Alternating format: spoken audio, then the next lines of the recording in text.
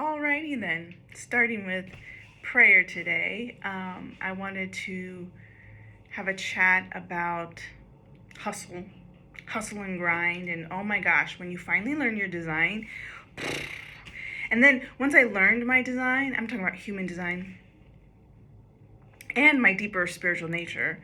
I studied gene keys and astrology, and I really just learned different archetypes that are living within me. And it's so funny because I had this stuff explained to me years ago in college in holistic health classes, believe it or not. And I was inspired to take those classes. You guys know my story. My mom got sick years ago, cancer, and she was in remission for 10 years, and then it came back, and we lost her in 2014, no, end of 2012. So that threw me right back into spiritual studies and like figuring my life out, right? Because at that time, both my parents had passed, and so I was alone and was looking for truth. So anyway, I say all this to say that I've been studying archetypes my whole life. I mean, you watch movies, you see archetypes playing out a familiar story and a through line through the books we read, the shows we watch.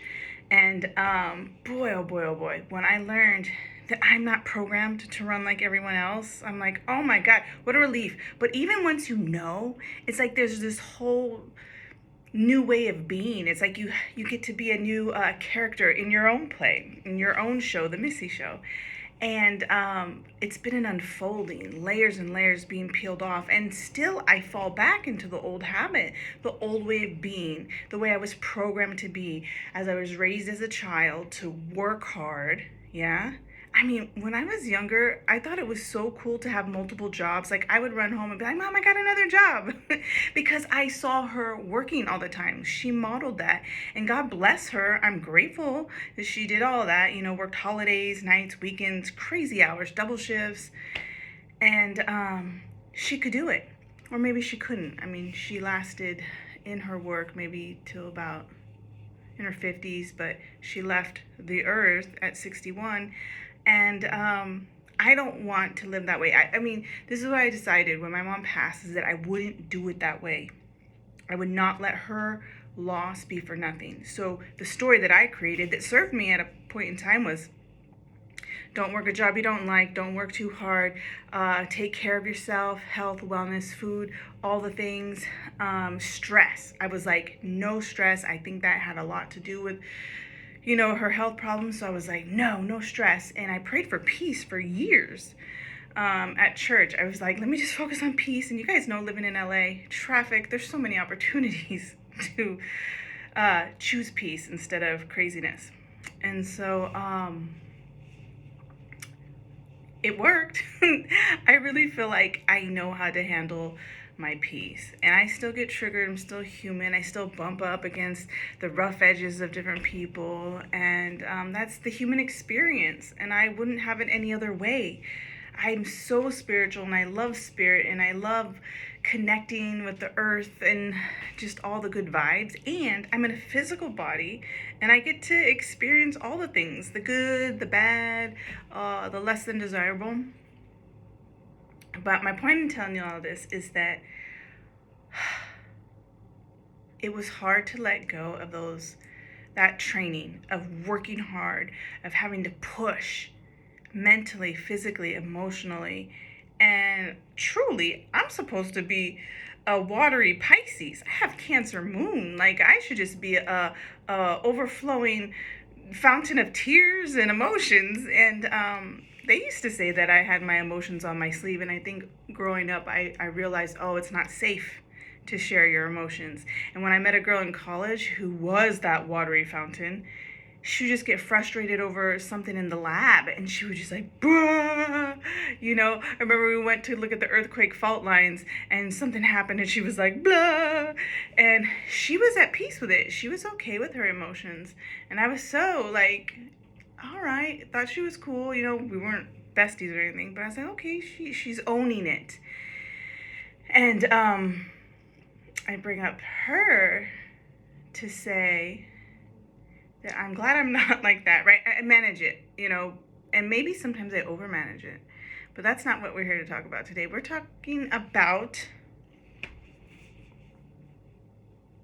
why I stopped hustling and how it all unfolded. So I had to put down that version of myself that worked too hard.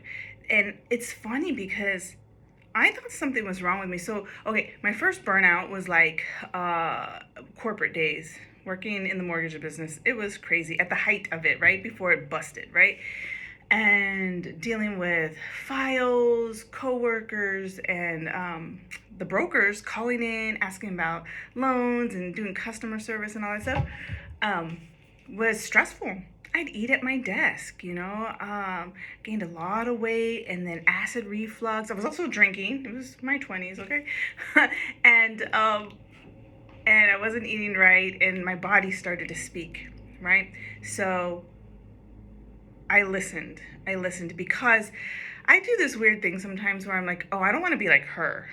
And I can see other people's error mistakes, and I'm like, So then I researched. I was like, how do you get rid of this acid reflux? Okay, don't drink as much. Cool. Don't eat fatty fried foods. Cool. Chill on the coffee, right? So I had been doing kind of like a low carb diet. So then that's high fat and high acidity with the caffeine. No bueno. So I got my diet in order and I stopped, and it got better right away. Like I didn't have to take any Pepsid AC or like all those things that people take daily for the rest of their lives. No, thank you. So that was the first time I realized I can't work like my aunt. I can't stay up all night and doing all this stuff, working on files, taking calls. It was crazy. So I took care of myself. And I did get my acupuncture, my massage, my aromatherapy, started going to church because that always made me feel safe, feel at home. I feel the presence of God. And the power of two or more, that's really where I feel and sense the divine. And I feel it all the time. Well, not all the time, most of the time. But in a group, so much more powerful. That's why Brazil was so powerful for me. That's why church in North Hollywood was so powerful for me. And if you look in my charts, again, looking at the archetypes and the design, I'm a line 4. I'm made for connection, for community. And it all makes sense now. So, second time I burned out, was in the gym. I was training from morning to night because that's what the successful trainers did, right? Like if you were booked, you got your morning booked, cool. Usually midday was slow for everyone. Come back, booked at night, you were doing good. And I was teaching fitness classes wherever I could.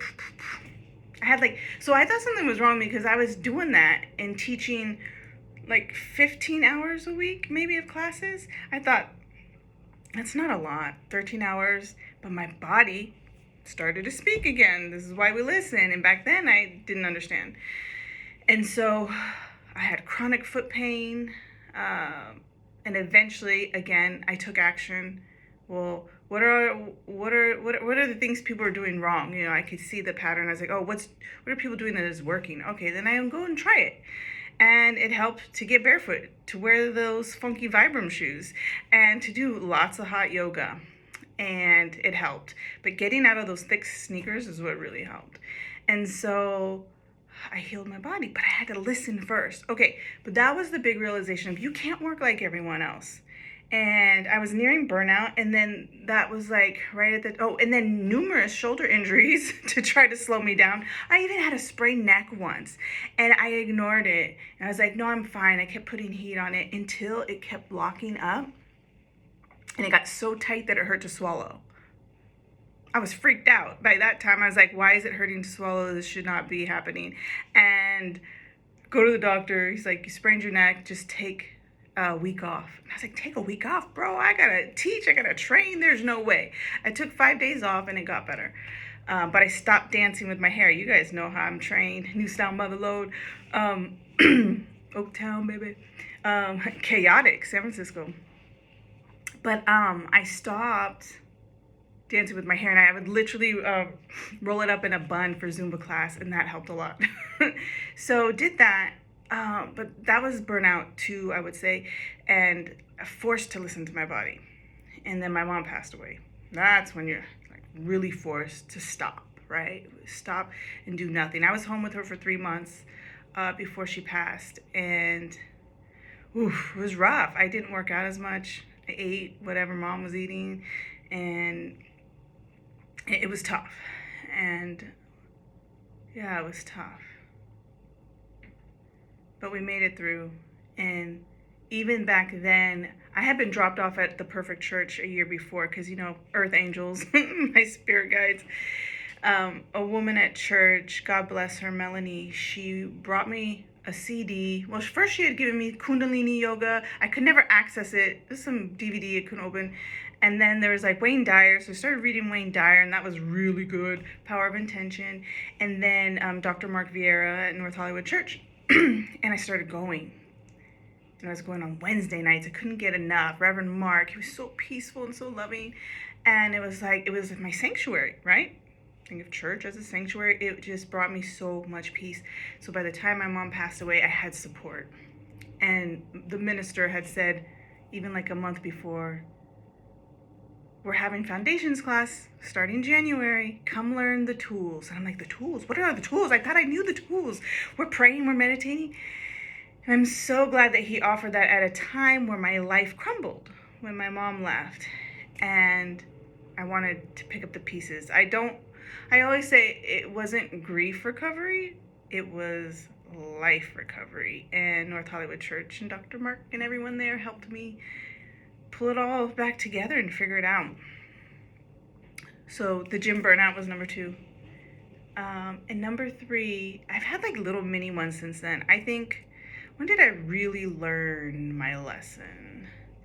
I think that was it. And I just kept getting more and more into spiritual studies, holistic health, and just listening. Really, it was listening and taking care of myself. But until I really came to the Northeast, I really surrendered to sleep, paying attention to my light environment, getting out in the sunlight. Like, I have really great practitioners around me, just friends and clients and family, and so I'm blessed to have those reminders all the time. But the biggest thing, even though I got my chart pulled in 2020 for human design, it's an experiment, they call it, right? So you live through it, and here we are, maybe almost a full 6 years into it, and I finally get it, and I'm finally leaning into it. I'm like, oh, I'm not designed to hustle and push like others. And now I can look back in hindsight and be like, yeah, when I didn't listen to my body, I paid for it. And so it's very clear now when I'm getting out of alignment, right? And we'll talk about it more. I call it sacred harmony. But I kept trying to pick up the tools that these generators were using, that these mani-gens, that these people have a completely different blueprint and frequency. It's like trying to put, a square through a circle, right? It's not going to work. And so I've learned a lot over the years, and I'm not down with hustle. And even now, it's hard to choose something when your coach is telling you, you should do it like this. This is what the strategy is. When your coach says, this is what the strategy is, I've tested it, it works. And you're like, shit, do what the coach tells you. She's the expert. But she's not the expert in Missy, right? Now I'm in a coaching group. I study the digital products and courses and stuff, but it's not to my unique blueprint. And I'm like, oh. And so even then I get caught up. And it's like, okay, let's not worry about the algorithm so much as like the depth, right? What do I really want to say to people so that they know they're not alone? That's always been a big thing. That's another key core wound for me, like knowing stuff about my mom's hard life and my dad's hard life, and I never want anyone to feel like they're alone. Because people who, keep it real, people who feel like there's no way out and there's no help, sometimes they choose the way out. They leave early, and I don't judge anyone's choices. I don't pretend to know exactly what someone's soul's journey is. I can help guide, but I don't judge. I'm just here to love as unconditionally as I can. I'm still human. And so that's why I'm so driven to like help people online in their businesses, because I don't want them to burn out like me. I don't want them to get sick, right? Like mom. They have families that they want to support and have good things, and good people deserve good things. And I don't mean that as a moral valuation. I mean that as people who are life-giving, people who are giving to society, people who care about people, people like that. Kindness, compassion, love, frequency. So if you're my people, keep watching. But that's what's important to me, is to get that message out. You don't have to hustle. Learn your design. Learn to listen to your body, period. And that will help guide you, so you don't have to hustle, and you get to find the way that works for you. Yeah. Business is just testing. Like, you gotta put something out there. And even my partner said the other day, he's like, I knew this intellectually, but to embody it is something else that's finally landed in him. But it's like, you don't learn by thinking about how to do a thing. You learn by the doing. So once, I got the idea, I got the strategy, I'm taking action, and now I know if it's gonna work. So that's why I tell people, you got a Instagram strategy, you got a sales page, you got an ad strategy, cool. How's that working for you? And I mean that in the most real way. Like data, it's all data. So let's track it and keep it real. And that's coming from an emotional projector, okay? So data is powerful. And when we use that and focus on that, then we just make adjustments. We don't make it mean anything about us, right? And so that's what I do now. Listen to my body.